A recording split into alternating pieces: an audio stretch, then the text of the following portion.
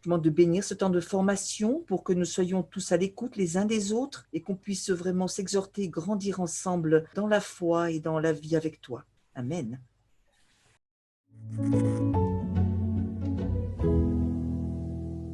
C'est vivre pour nous maintenant, dans ce projet, vivre pleinement notre identité réformée évangélique. Et nous avons demandé à plusieurs théologiens de nous interpeller et de nous encourager à vivre notre vocation commune dans la société aujourd'hui.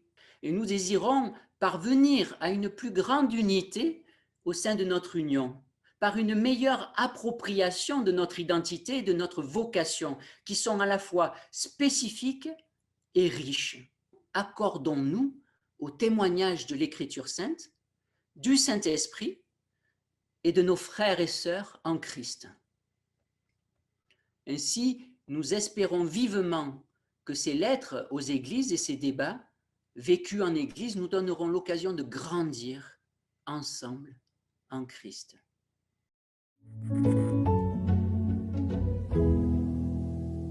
Le débat exposition. C'est ce débat en fait qui nous intéresse. Cette interpellation ou cet enseignement, il est donné.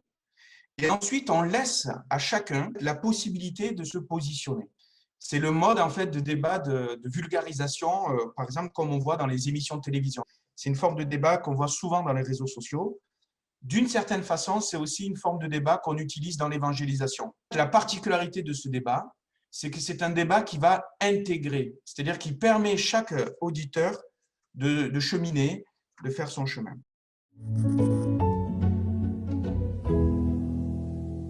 Quelque part, l'enjeu de ces débats, c'est vivre entre frères et sœurs en Christ autre chose que des conflits et plutôt quelque chose d'édifiant. Et pour cela, on va travailler pour que la confiance, l'écoute, la considération les uns des autres soit toujours plus grande. Deuxième point, une compréhension accessible. L'idée, c'est que lettre après lettre, mois après mois, eh bien, comme un pulse, les sujets vont venir proposer aux personnes de nos églises une image qui va devenir de plus en plus nette de la cohérence de ce qui fait la structure théologique des églises réformées évangéliques. Ces débats, le but, c'est aussi d'appeler notre cœur. On ne peut pas être dans une dynamique de croissance sans être touché.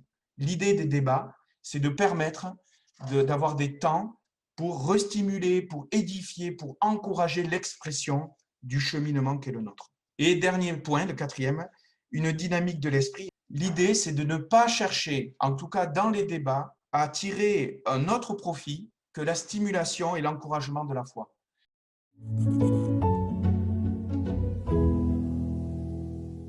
Je termine alors avec les aspects pratiques.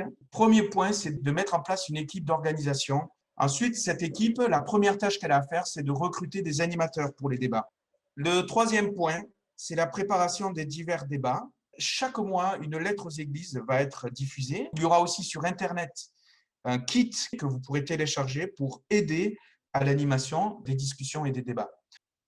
Quand le débat commence, tout d'abord, c'est le temps d'accueil.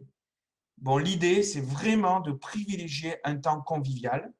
Ensuite, la lettre aux églises, la lecture. On vous recommande donc de faire une lecture qui soit claire et qui permette une écoute attentive pour pouvoir ensuite débattre. On va l'expérimenter tout à l'heure. Ensuite, des petits groupes de débat sont constitués. L'animateur n'est pas là pour faire une deuxième lettre ou pour faire mieux que la lettre qui nous est faite. Le but, c'est de discuter, de s'approprier les différentes idées qui y sont exprimées. Pendant ce temps, pendant qu'il y a les groupes de débats qui sont faits, l'idée, c'est que les trois personnes qui sont l'équipe d'organisateurs prient.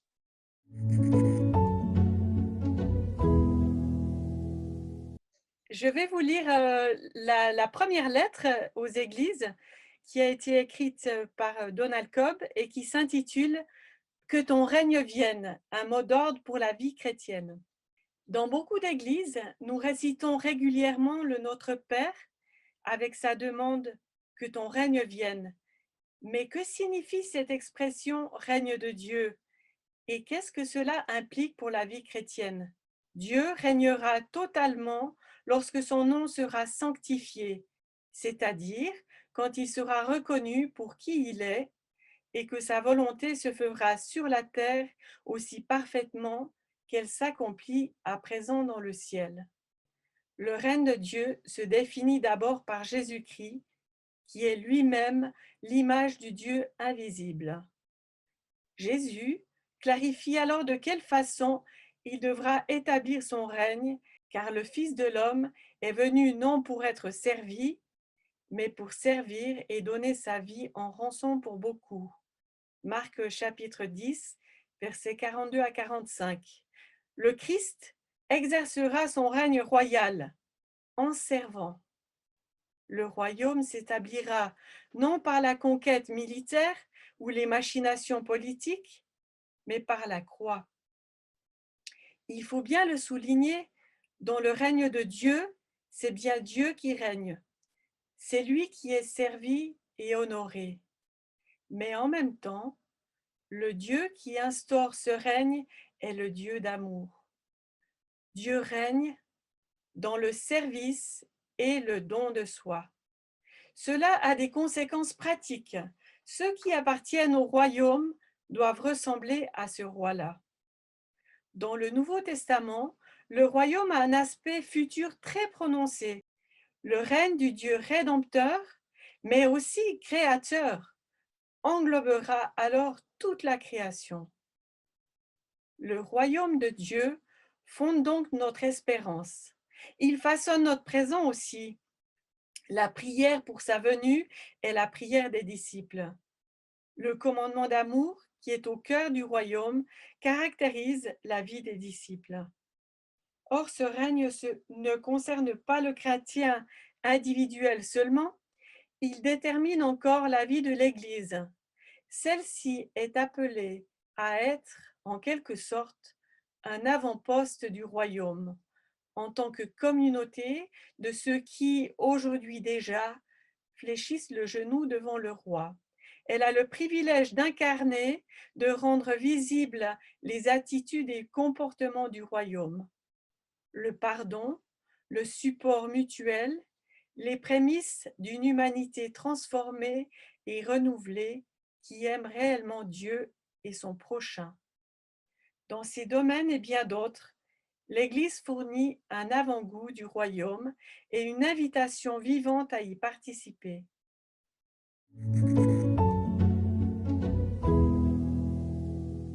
Le cœur du Nouveau Testament, pratiquement, ou de toute la Bible, c'est quand même le royaume de Dieu. Hein. Donc, qu'est-ce que vous en pensez de ça déjà? Dans nos discussions avec différents membres des paroisses, c'est un sujet qui ne rassure pas, mais qui n'enthousiasme pas non plus. C'est ma prière, mais c'est la prière de l'Église. On devrait s'appeler, comme les adventistes, du dernier jour, quoi. Hein. C'est bientôt. Hein. Chaque jour, nous avons besoin que le Seigneur établisse pleinement son règne dans nos vies. Et pour moi, que ton règne vienne, c'est ce règne-là que nous avons besoin. Nous n'avons pas besoin de prier pour que le règne final, le règne global de Dieu vienne, parce qu'il va arriver de toute façon. Moi, j'ai retenu, dès que j'ai lu cette lettre, le règne de Dieu se définit d'abord par Jésus-Christ, qui est lui-même l'image du Dieu invisible. On définit le règne d'abord par le Christ. Et voilà. Et après, en haut de la page, le Christ exercera son règne royal en servant. Voilà. Quand dans l'Église, en fait, il y a des questions aussi de pouvoir. Il faut en être conscient, c'est-à-dire qu'il y a un conseil presbytéral, il y a des diacres, il y a des anciens. Et donc, c'est intéressant en fait de se dire que nous, en tant que pasteur et les conseillers presbytéraux, en fait, on doit ressembler à Christ. Je voudrais vous amener sur un autre sujet, en tout cas concernant toujours cette lettre, c'est la notion là de roi-serviteur, un paradoxe avec l'idée qu'il règne. Qu'est-ce que vous en pensez? Toute la Bible nous montre qu'en fait, Jésus a été toujours laver les pieds des autres, enfin, a une attitude qui n'a rien à voir avec tout le déballage qu'on peut avoir maintenant d'argent, de choses comme ça, qui donne un pouvoir, entre guillemets, et on est souvent soumis à d'autres puissances, et voilà, alors que l'amour, ça devrait être ça qui devrait être notre seule puissance. Dans cette lettre-là, il y a un petit passage là, sur la Enfin, moi, j'ai la lettre sous les yeux. Il faut bien le souligner, dans le règne de Dieu, c'est bien Dieu qui règne. C'est lui qui est servi et honoré. Mais en même temps, le Dieu qui instaure ce règne est le Dieu d'amour. C'est intéressant, cette notion qu'il nous rappelle que Jésus, roi serviteur, voilà, ça nous permet d'être plus à même de prendre soin des autres. Servir, mais servir à qui, mais qui nous envoie à servir. C'est sous les seigneuries de Jésus. Quelle est la motivation de notre service? En fait, ce qui fait peur dans un roi, ce qui fait peur et qui rassure les deux en même temps, hein, c'est qu'il va établir les règles par l'extérieur. C'est-à-dire que soit tu obéis, soit tu es corrigé. Or, notre roi, le Dieu en tant que roi, n'est pas du tout comme ça, puisque lui, il va agir par l'intérieur. De telle sorte que ceux qui se soumettent à lui, à l'intérieur, ils sont comme lui, mais pas par contrainte.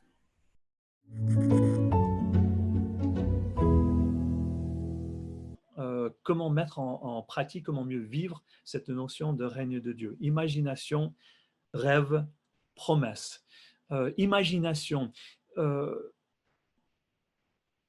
On arrive, je crois, à donner un contenu précis à ce règne de Dieu dans nos vies lorsqu'on se met à imaginer à quoi ressemblerais-je dans le royaume éternel.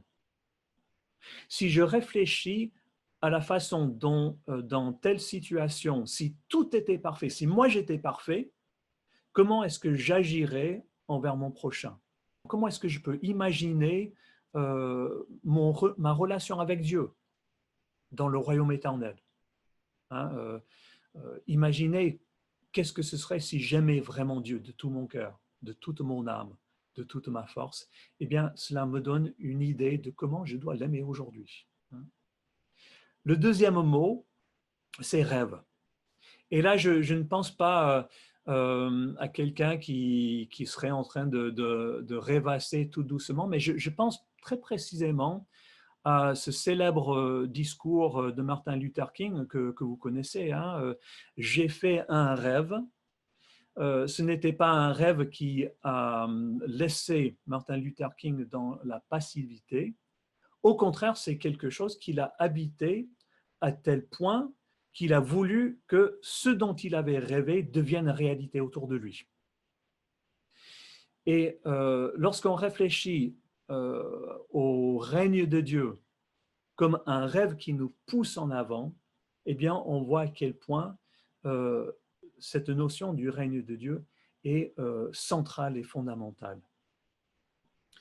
Puis la troisième chose, c'est la promesse. Si on en restait à ces notions d'imagination et de rêve, on pourrait tomber soit dans le doux rêve qui ne correspond absolument pas avec la réalité, ou à l'inverse, l'idée de réaliser nous-mêmes le règne de Dieu par notre action au sein de la société, l'action sociale, etc. Finalement, le règne de Dieu, ce n'est pas simplement une imagination, ce n'est pas simplement un rêve, c'est une promesse que Dieu nous a donnée, que c'est lui qui réalisera ce royaume parfait. Ce n'est pas nous. Il fait de nous témoins vivants du royaume, mais c'est lui qui s'engage à le réaliser. Il a déjà commencé en triomphant de la mort par la résurrection de Jésus-Christ. Il a donné les gages, les arts de ce royaume en nous donnant l'Esprit Saint pour que l'Esprit à l'œuvre en nous nous pousse à agir, à réaliser des actions qui sont conformes au règne de Dieu.